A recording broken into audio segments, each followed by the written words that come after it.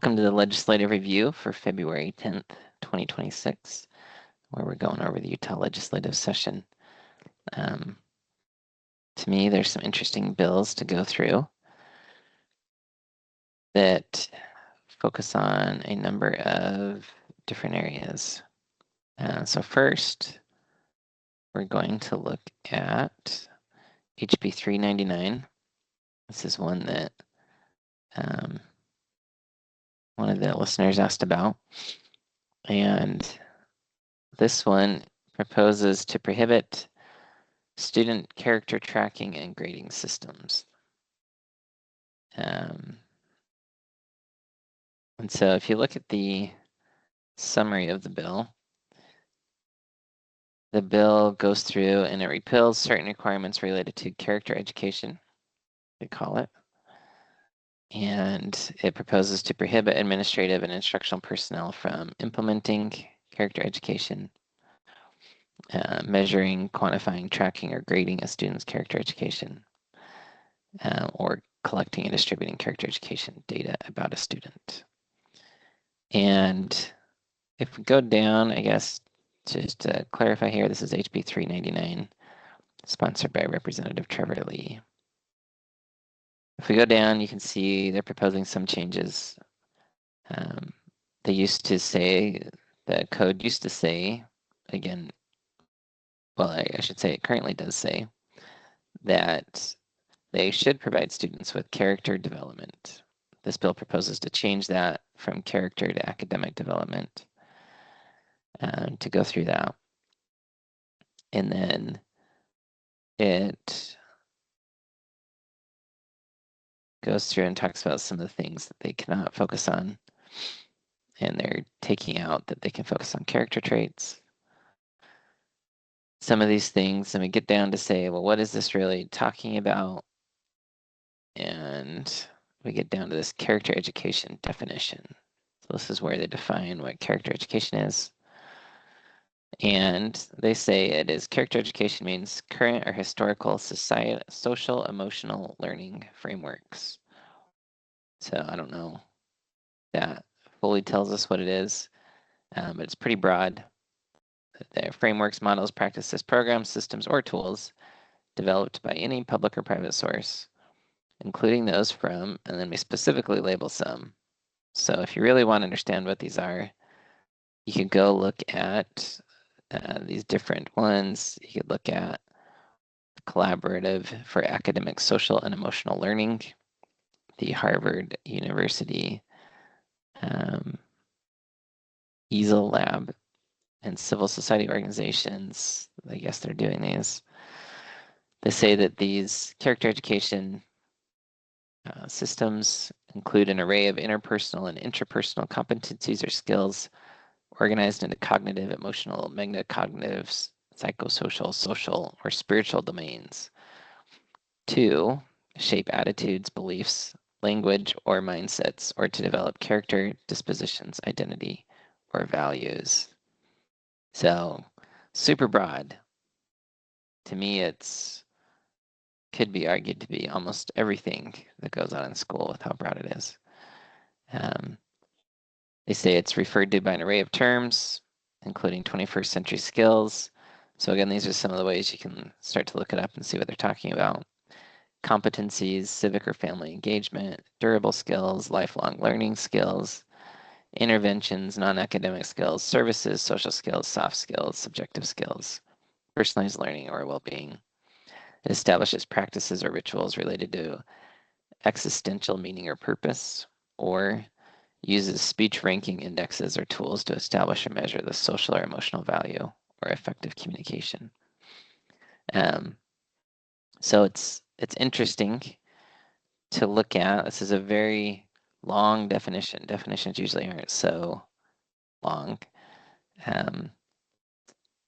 And they then go down here in this section 2, and they tie this to the Utah Constitution.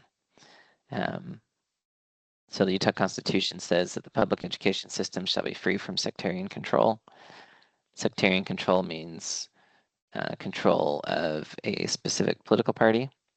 I don't know fully how we accomplish that in a state that's majority one political party. That is what the Constitution says. The Constitution also says that no religious or partisan test or qualification shall be required to get into the state's education system. And then they say that sectarian control and partisan tests can be either religious or secular in nature. So religious, or the dictionary says non-religious in nature, which means I guess they can be anything.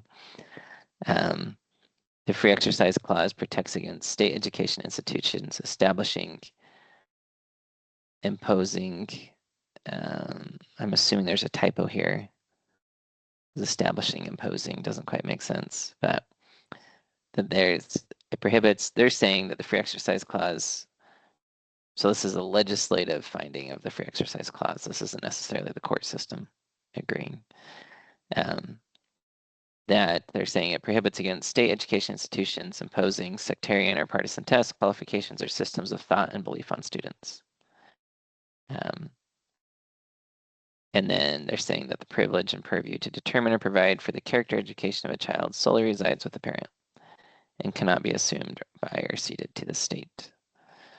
And then it says to serve these liberty interests, administrative personnel and instructional personnel may not, and this is kind of the heart, categorize, grade, implement, measure, monitor, or track the character education of a student or students. They cannot coordinate or scale character education. They cannot collect data about it. And they cannot distribute, produce, or use any of these things, student profiles, portfolios, etc., which include character education components. It does go on, though, to say that nothing in this section prohibits this personnel from using basic methods of maintaining classroom order. And why would that be an issue?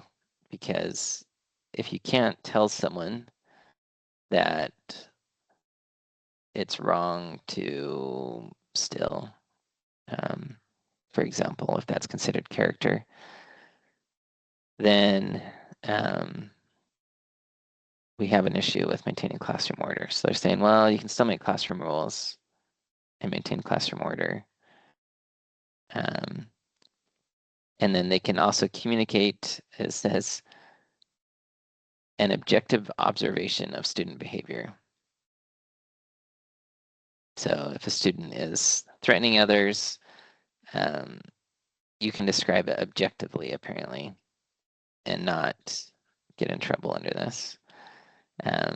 School personnel can still act to protect an individual's immediate physical safety or notify a parent or the appropriate authorities if there's anything criminal, delinquent, or related to self-harm. And so this is here, from what I understand, schools, or some schools, are tracking and keeping track of different report cards, you could say, on a student's character. They're assessing how well the students are doing with certain things like soft skills or subjective skills. How well can you communicate with others? How well are you engaging with your family? And they're working to teach and track about kind of the character behind a student. Some people are deeply concerned that this is part of things like social credit scores that China uses in different ways, that you may get penalized in the future if the schools can say, well, the students never turned in things on time and we have record of that, and so their score is lower. And so it's meant in some ways to stop the schools from doing that and to go through these things. To me, I think it's fine to say that we don't want the school measuring, quantifying, tracking, or grading everything related to our personalities and character necessarily. But I do struggle with an outright prohibition on implementing character education. To me, our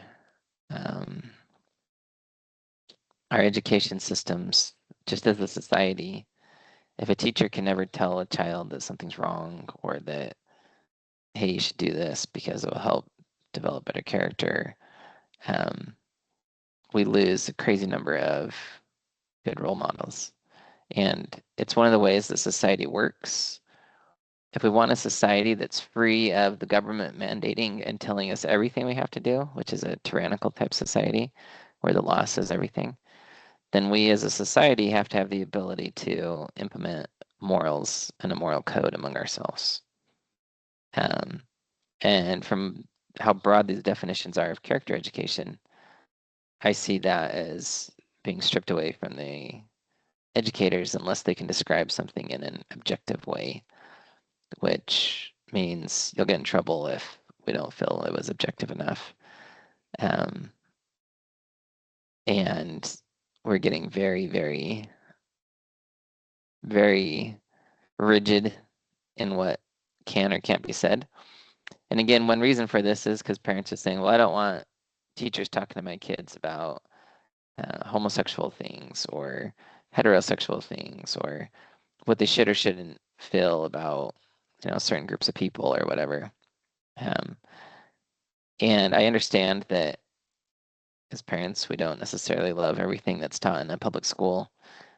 But in the same vein, I think we have to realize that if we go forward with things like this, then what will happen is, and you can see it in the exceptions here, it says that they're not prohibited from enforcing a law. And so if we come down here and they are still, allowed to report on things that are criminal, student behavior that's delinquent. Delinquent means we have rules about timeliness related to discipline.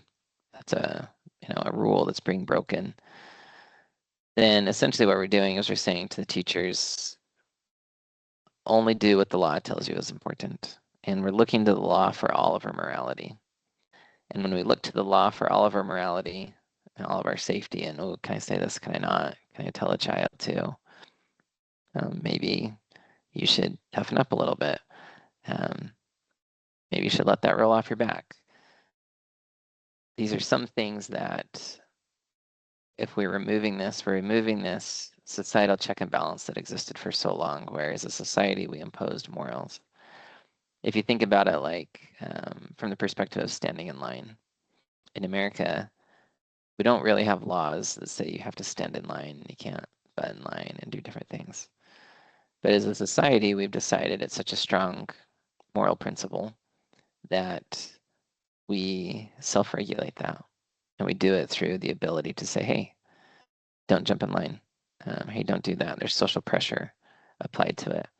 And if you really understand a state of liberty where the government doesn't tell us everything, then we have to have the ability to collectively impose kind of a shared moral code on each other.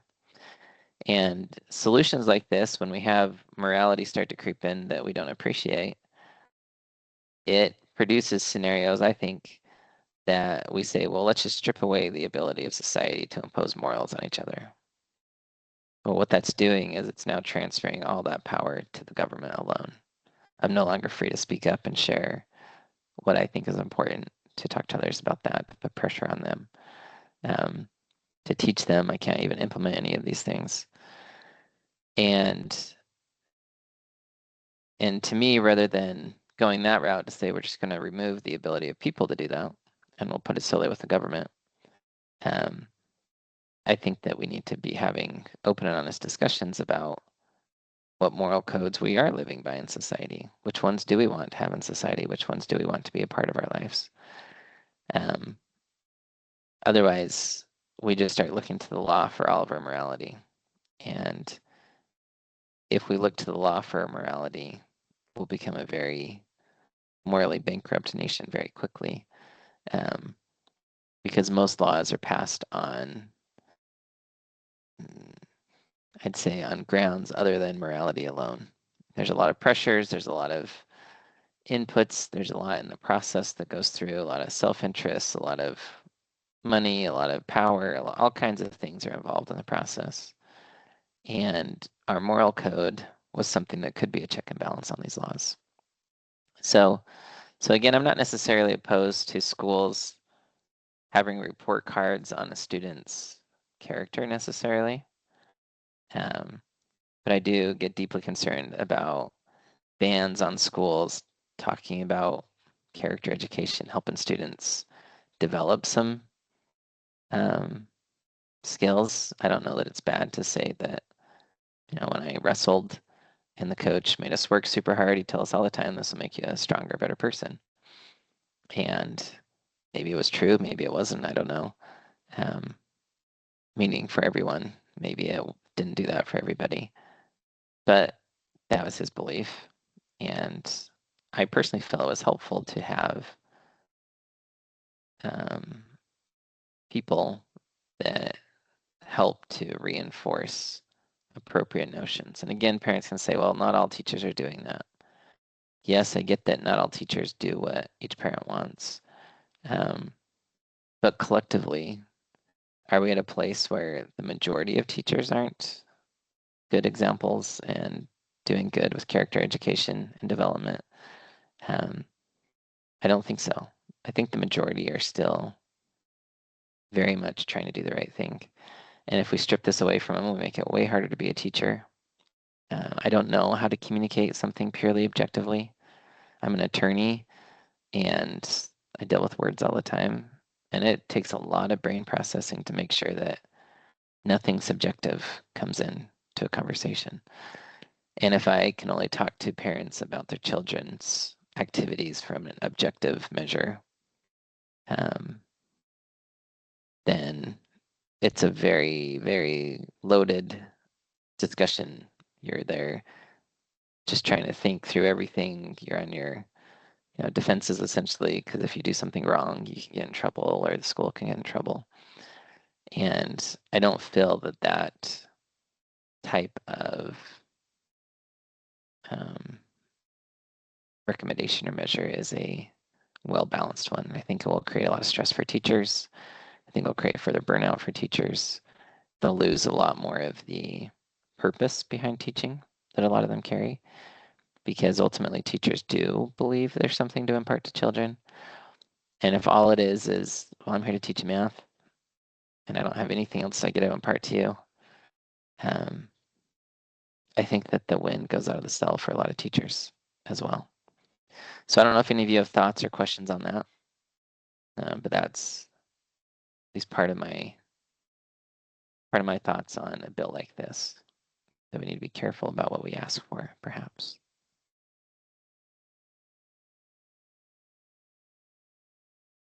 Okay, well, we'll go on, because kind of on the flip side, I always love competing bills in the legislature. We often get them. And so we have SB 268, sponsored by Senator Todd Weiler. And he wants to put in that there's express statutory permission for schools to examine the role of religion in United States history and the primacy of religious liberty to American constitutional government.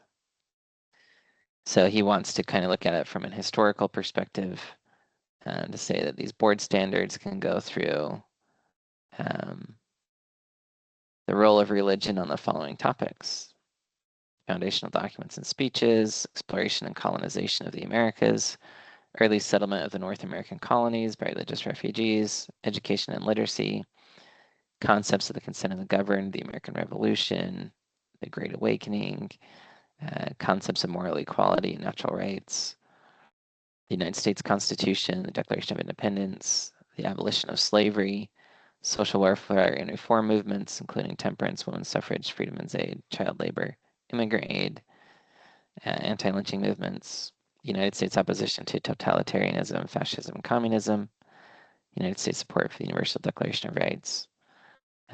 They go through these, and then they say They shall ensure that these are optional topics,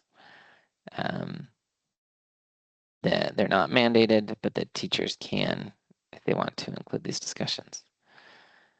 So essentially, this is kind of the opposite, in my opinion, view of banning character education, is that this is saying you can expressly go through and talk about how these shared beliefs or shared moral codes shaped all types of things throughout history.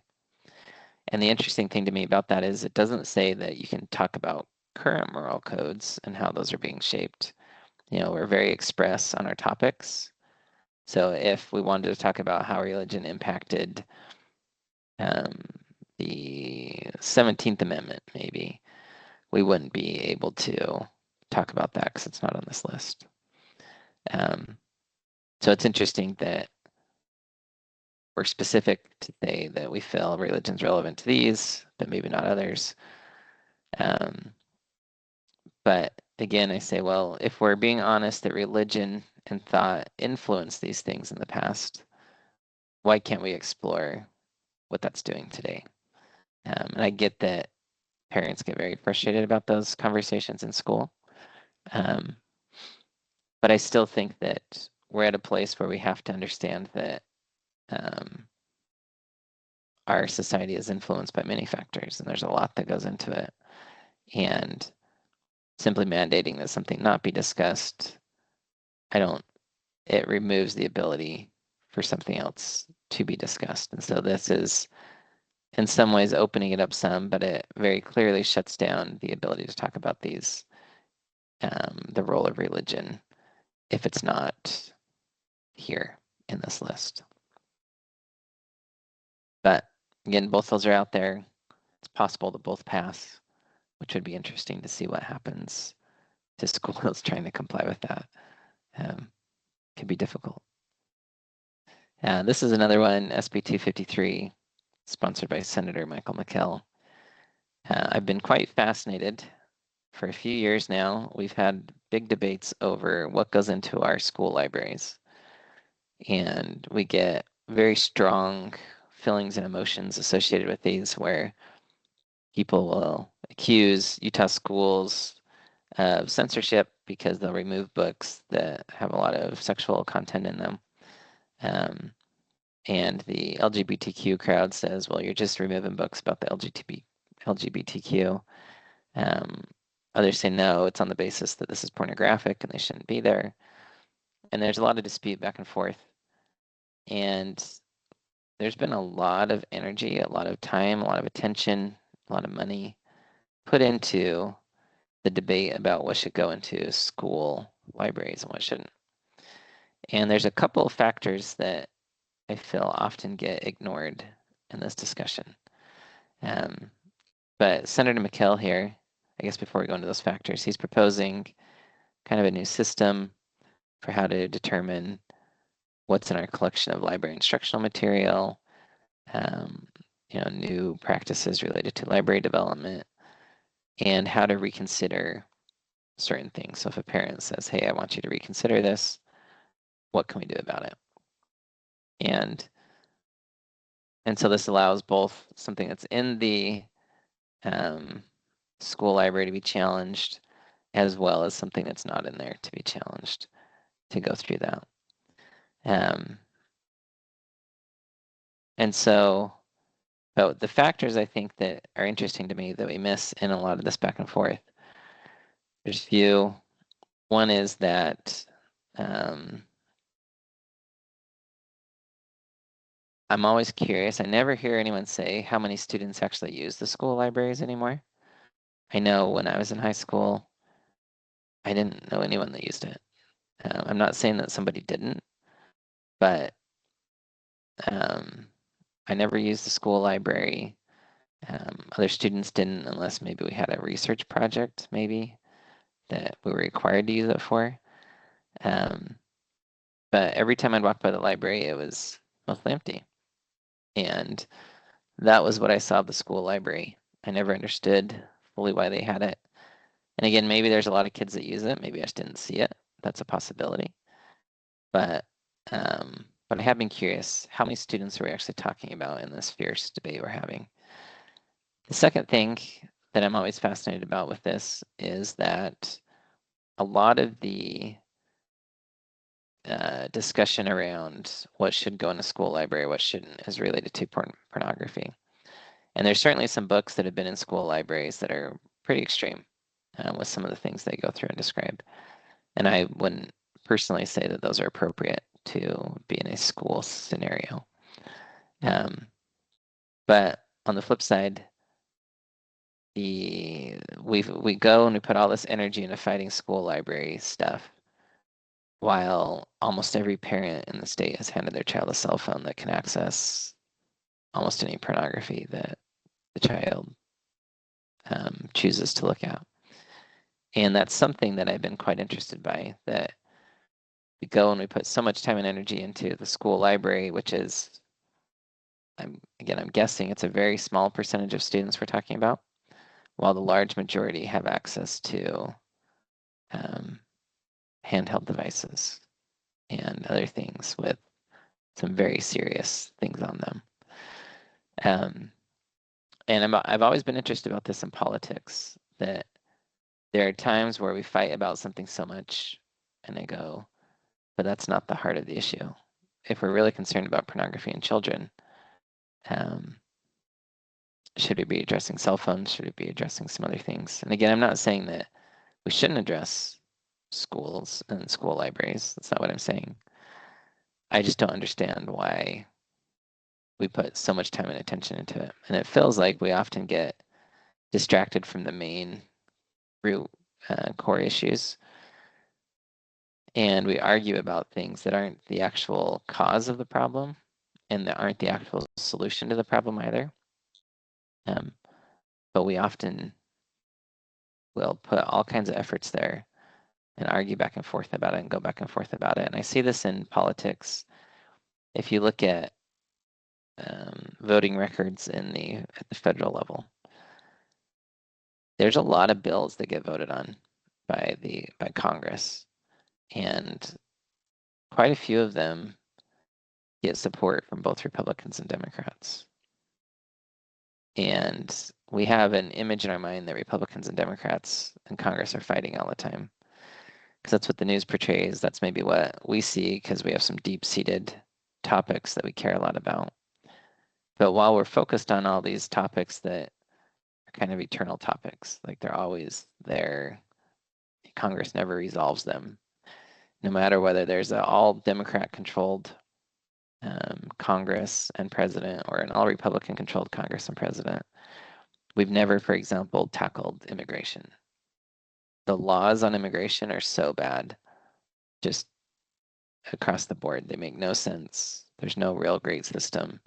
We're this highly patchwork, highly illogical, bizarre immigration system. And it needs an overhaul. And everyone knows it needs an overhaul and that there's way better ways to do the immigration system. And it's not to say that you have to let everyone in or keep everyone out.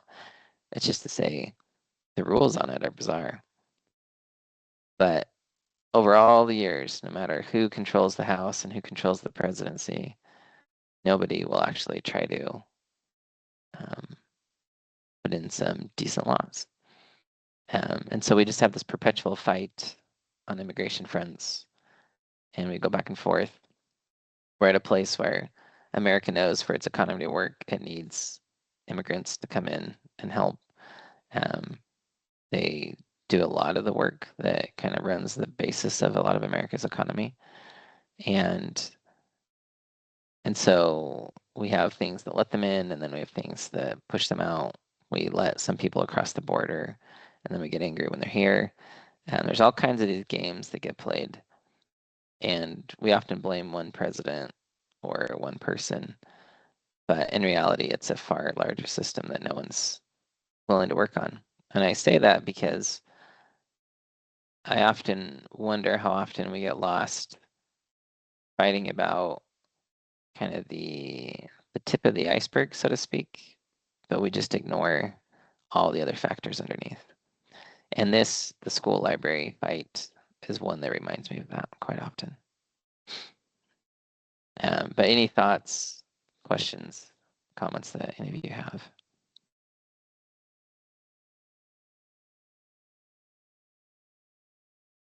This one's an interesting one to me. Running since I ran as an independent. I shouldn't laugh. Sorry, Austin, I was thinking of something with the school library one. Okay, let's go back to that. I think a reason potentially why people get upset is because even though you don't really see people in the school library, I think that it's become more of a online platform that schools are using too. So just an Okay. idea. Yeah, so it is online, meaning there's more access. So it's now connected to devices, right? And so perhaps a parent that has controls on their device for certain things may not have controls to block everything in the school library. So that is a potential thing for sure. Well, and they were having the EBSCO host. I can't remember 4 or so years ago. Nicolene Peck was quiet for 1 second. Nicolene Peck was kind of fighting the fact that there was a ton of pornography on EBSCO hosts that Utah was like the school systems are hosting as well. So Yeah. And again, I'm very supportive of schools being free of pornography. I'm not opposed to that at all. I just know we've put so much time and resources into this small subset. So even if you remove it from the school library side completely, we still have the World Wide Web, which is just a much bigger library. And it's still just interesting to me how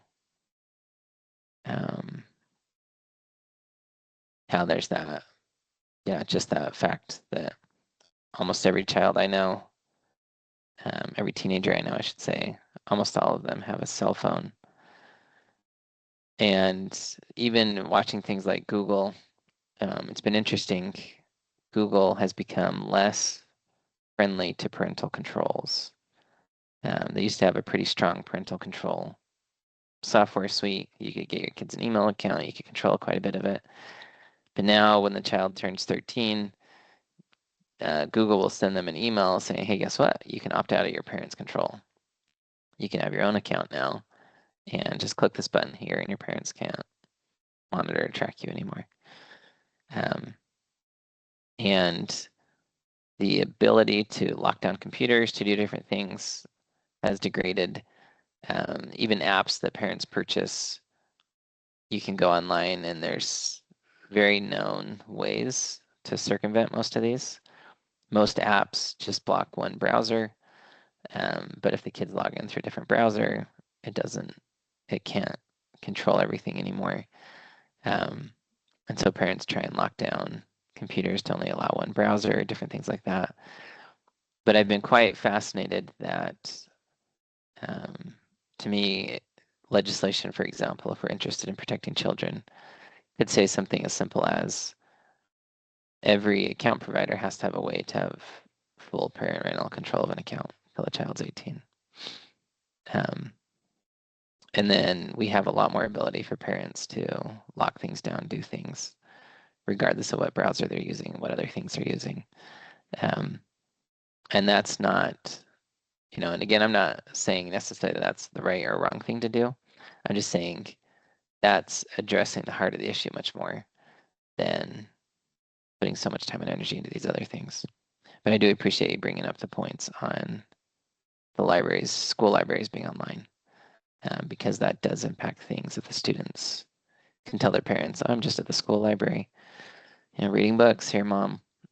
And the parents don't know what's in there, then there certainly is a way for some students to circumvent parental controls.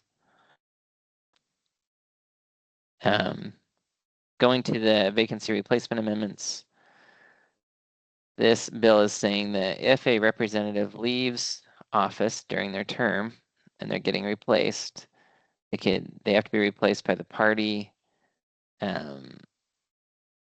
that the person was a part of when they were elected.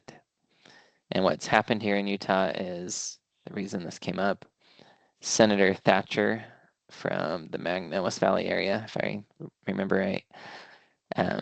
He got pretty fed up with the Republican Party. He was elected as a Republican, and he served for a number of years. But he eventually changed party affiliation to the Utah Forward Party while he's in office.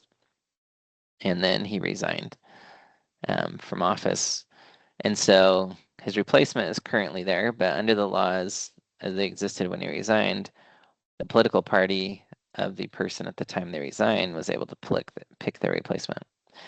So the Utah Forward Party was able to pick a replacement for Senator Thatcher, and she is currently serving in the legislature. So it's, to my knowledge, it's Utah's first time in, I assume, a very long time, if not ever, that there's been a third party person elected to be in office, in theory. And Senator Thatcher was a third party in office because he changed party affiliation, and that's probably happened. But there was technically an election, but it was from Utah third party, Utah Forward Party members that elected this new rep or this new senator to serve. So the Utah officials said, well, that's not fair. Saying the Utah government elected officials, they said the voters that voted him in elected a Republican, and it should be replaced by a Republican because the voters clearly wanted a Republican. And so we want to change it to be that if you change political affiliation while you're in office and you resign, the party that you were part of when you were elected still gets to be the one that chooses your replacement because that's what the people chose. There's obviously some logical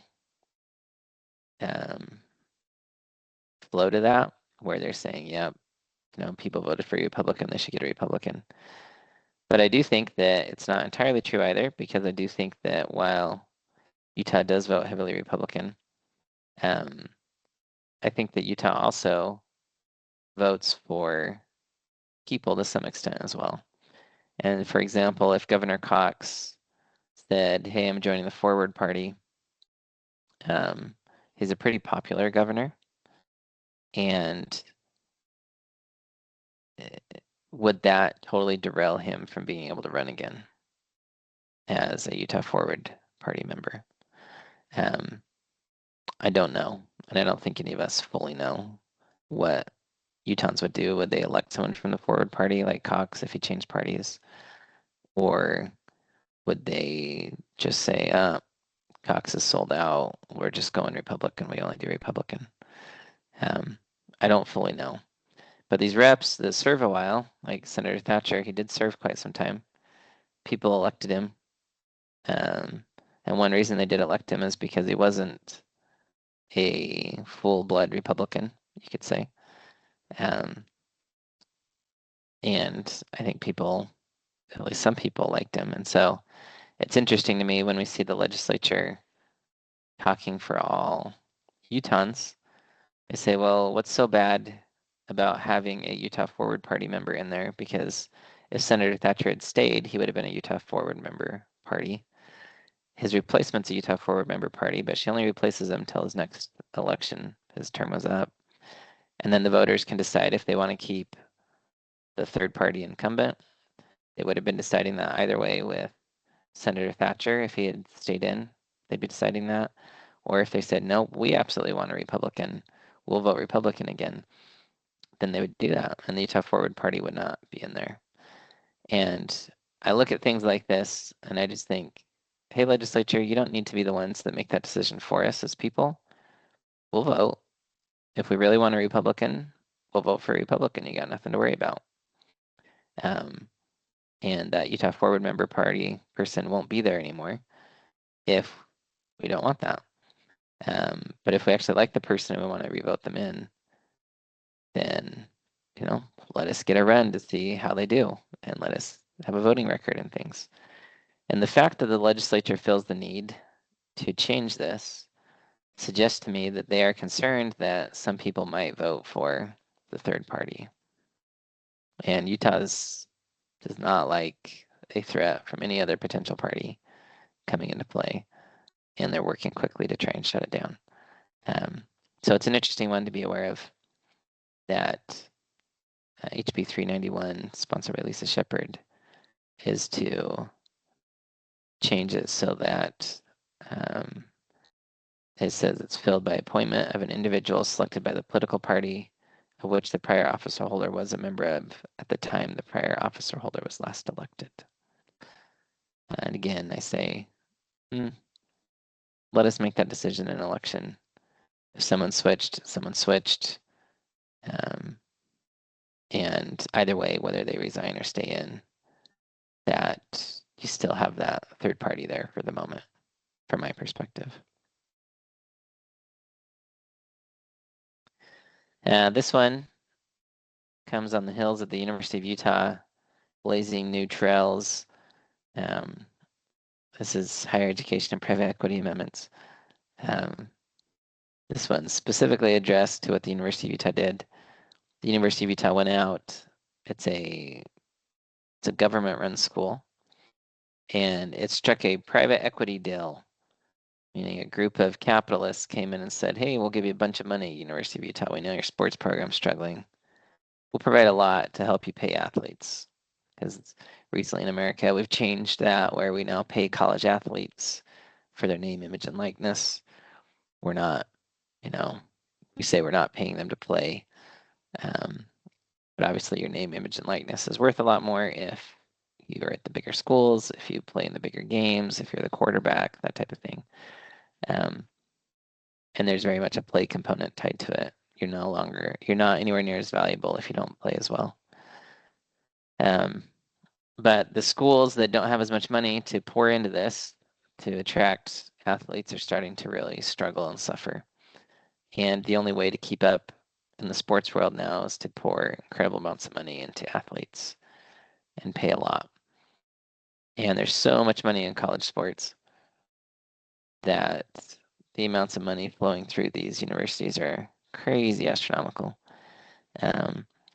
But again, the University of Utah wasn't keeping up. So they said, well, we got this private deal. And you can be guaranteed in any private equity deal, there's a way for the private people to make a lot of money off of it. And so they just blazed ahead. They struck this deal, got a bunch of money. And all of Utah went, wait, what? The government's now going directly into business with private equity people. What does this mean? And so this bill is proposed to require it doesn't ban these deals. The legislature says, we want to be a part of this, which either means we want to keep it above board, make sure there's nothing crazy going on, or we'd like a cut of the pie too. Obviously, we don't know what they will or won't ask, but they're saying at a minimum there needs to be some kind of check and balance on this. So something interesting for Utah to deal with. I think there's going to be a lot of bills related to private equity and sports and payment and things like that. And obviously the legislature can't approve one that BYU may have, for example, because they don't control BYU. And so there's that interesting competition side in the state as well, with a state-run school versus more private-run schools. So that's just one to take note of, to say, if you have strong feelings on money and football and what it's doing to just the whole nature of everything in our society, I really believe that the more money that flows into college football, the more angry parents will get in their minor league or their kids' leagues, because now that kids don't even have to go pro, they just got to land at the University of Utah or BYU. They can make a lot of money.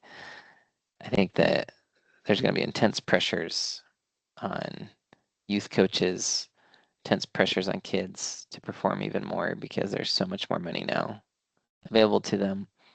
I think it will change education priorities and focus a lot, because these schools feel like they have to have good sports teams in order to be a reputable college.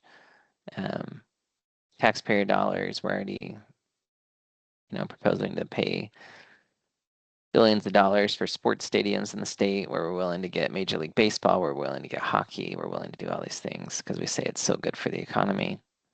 And there's some truth to that. But while these bills are kind of, maybe we just kind of bat an eye at them and say, I don't really care about sports. I think we have to understand that sports money is going to shape a lot of our future. This one, we've talked about some of these specialty courts, but here's another specialty court they're proposing. And this one's proposed by Senator Kirk Cullimore, SB 270, to make a state collections and housing court amendments. And they want to create just one court to handle all consumer debt collection matters and landlord-tenant matters, from what I understand of this. And they're proposing that one judge in the entire state oversee all consumer collection, which is like credit card debt collection, maybe you didn't pay your doctor, healthcare type things, and landlord-tenant things.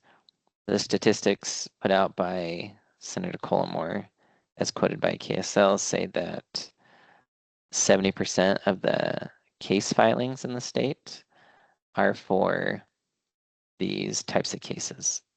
So essentially, this is saying that, well, 70% of the cases that are filed are here, kind of clogs up the dockets. If we just take them all and take those cases away from judges, they can focus on the more important things. They can get stuff faster. Now we're proposing, again, there's a proposal right now that they don't hear constitutional issues that go before a certain court of 3 judges. But this one proposes only having 1 judge appointed to deal with all these things across the state. And the Utah Bar is supportive of this. They said it'll make things more efficient and it'll make it easier for groups to provide resources to individuals and consumers or tenants who have problems.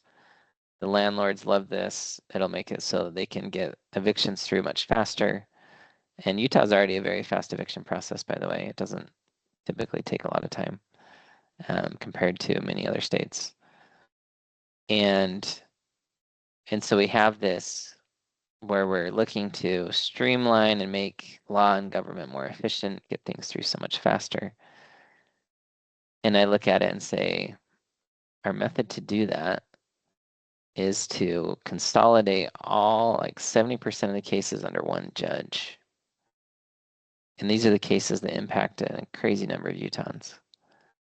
And I get deeply concerned about any consolidation of power where we're taking something that was dispersed among people and putting it all in one place.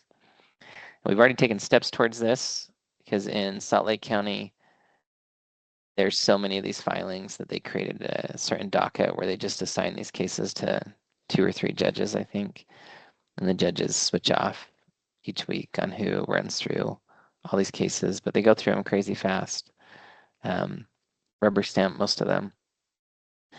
And again, if you're a defense attorney, you never want to tick off that judge because every one of your clients that you're trying to defend in these situations, you're appearing in front of that same judge over and over and over again. And it really shapes the dynamics of court defense, really shapes the dynamics of, I believe, access to real, kind of the real solid legal defense where attorneys are willing to go in and really try and argue for you, because if they lose face with the judge, it can impact all their other clients. It can impact their future business. So I'm personally opposed to consolidating power. I don't like things being consolidated. I don't love for the sake of quote efficiency, we consolidate into the hands of 1 person or 2 people. I'm a lot bigger fan of saying, are there ways we can improve the court rules to make it so that, if things take way too long, let's help it get through faster.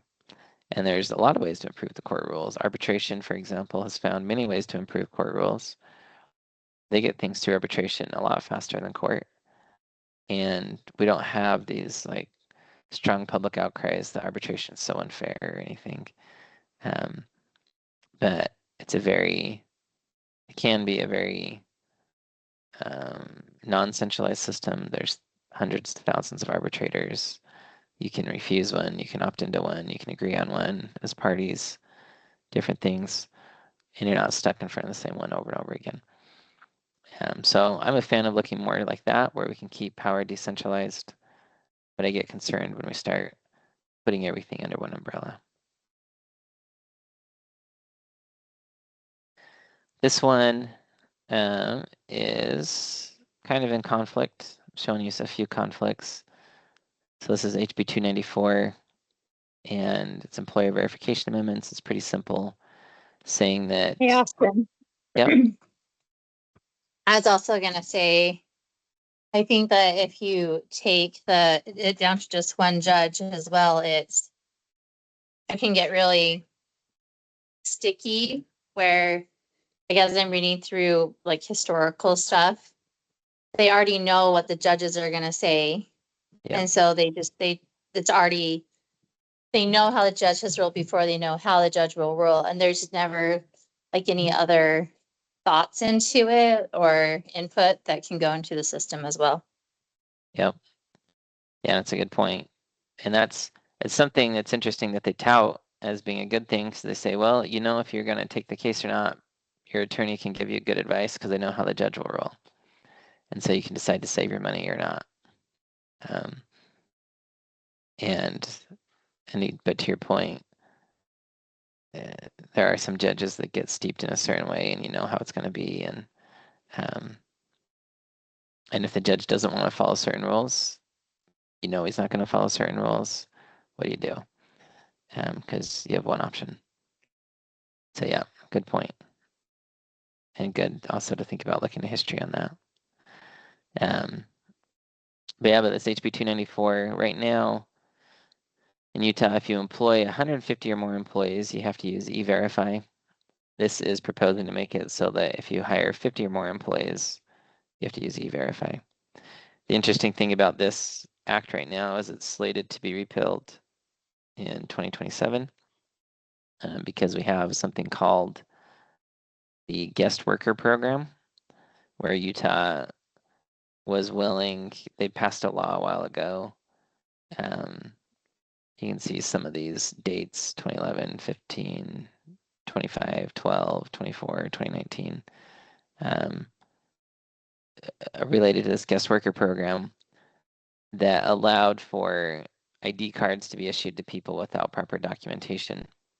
So they could come and work and different things. And when this was passed, when this guest worker program was to go into effect, they were supposed to repeal this Private Employer Verification Act that we just looked at. So currently, this is slated to be repealed at the latest by 2027. But this is proposing to say, instead, let's repeal the guest worker program. Let's keep the Private Employer Act that we just looked at. And let's make it so that essentially this would make it so that if you're an employer of 150 or more, you have to E-Verify everyone.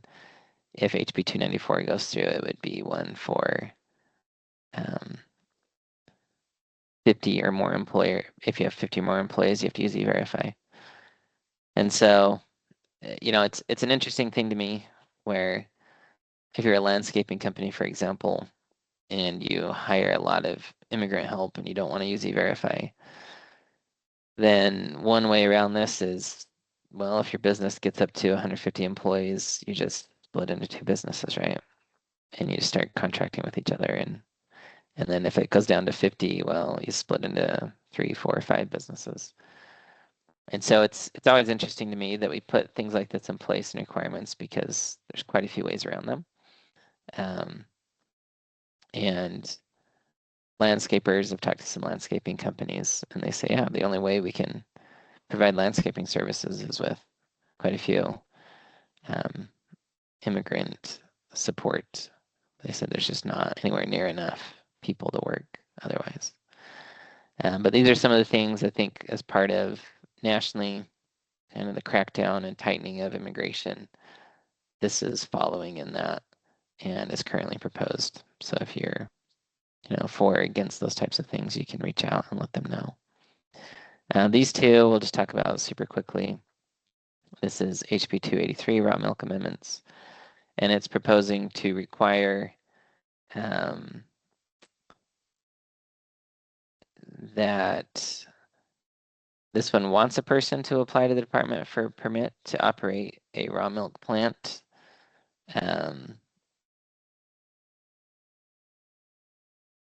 And essentially, they're going to have a specific raw milk one, and it goes through and lists a bunch of requirements for producing raw milk. This one, HB 179, proposes to remove the requirement to obtain a permit for raw milk or raw milk products. It goes through, it has some of the same safety standards in place for people as HB 283, but both these are doing two different things and trying to make it so that we make it, quote, safer or more liberty-based for people to use or consume raw milk. And both of them restrict raw milk sales to only in Utah. Both of them allow raw milk sales. So they're not banning raw milk sales, but one is going through the permit and a little bit more government oversight route, whereas the other one's going through a little bit more free market type route. This one, for example,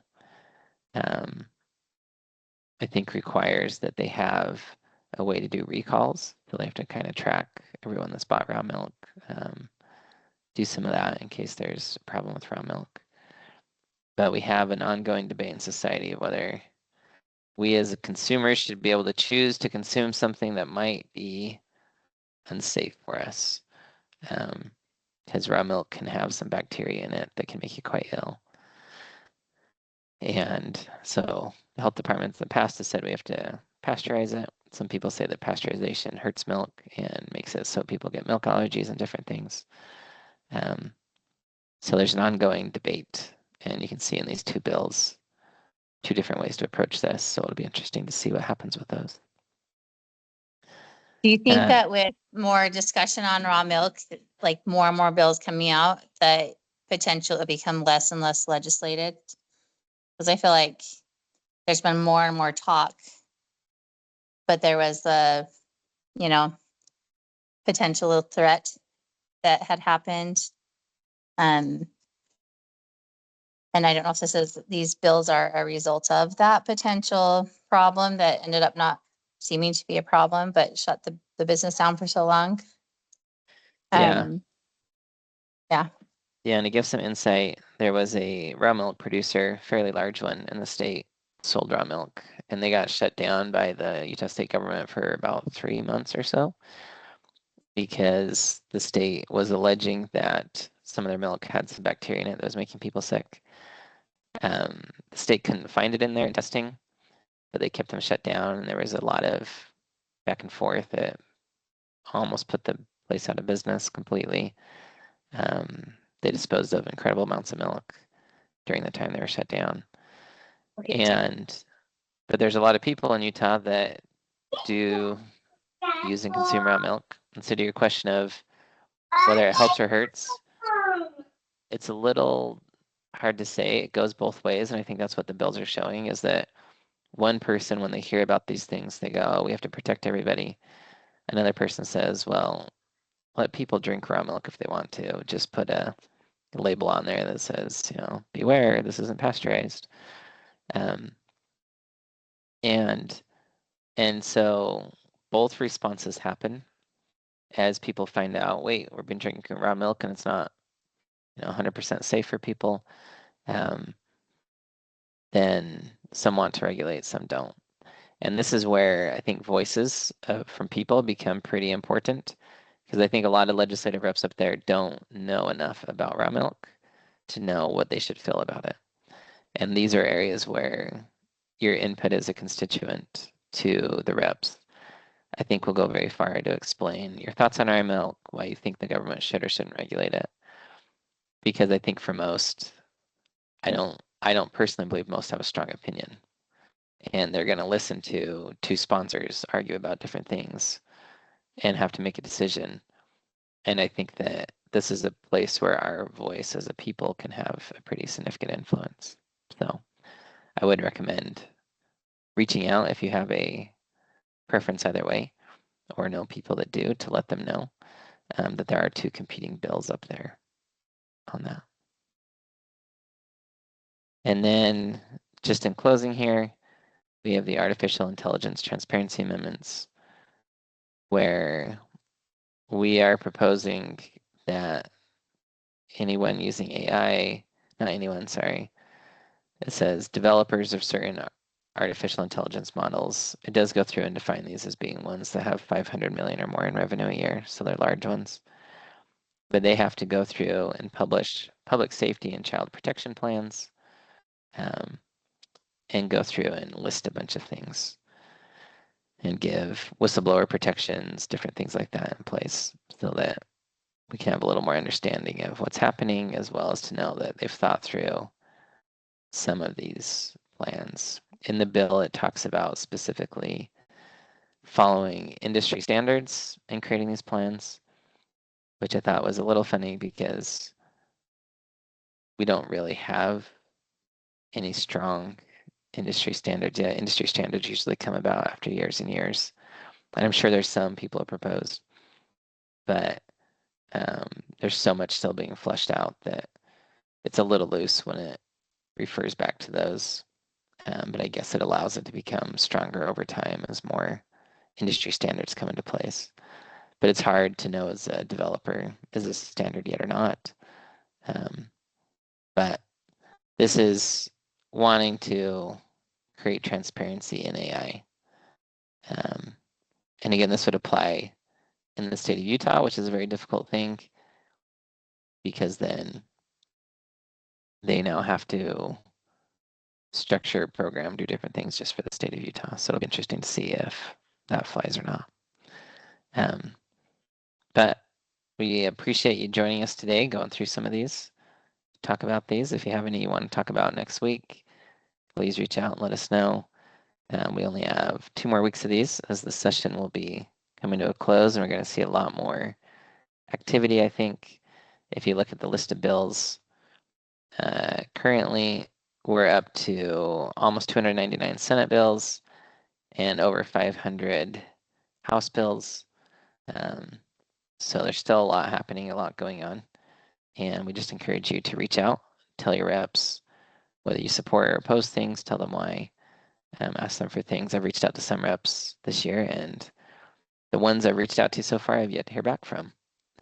So they haven't acknowledged the things yet, but I say that because don't get discouraged if people don't reach back out.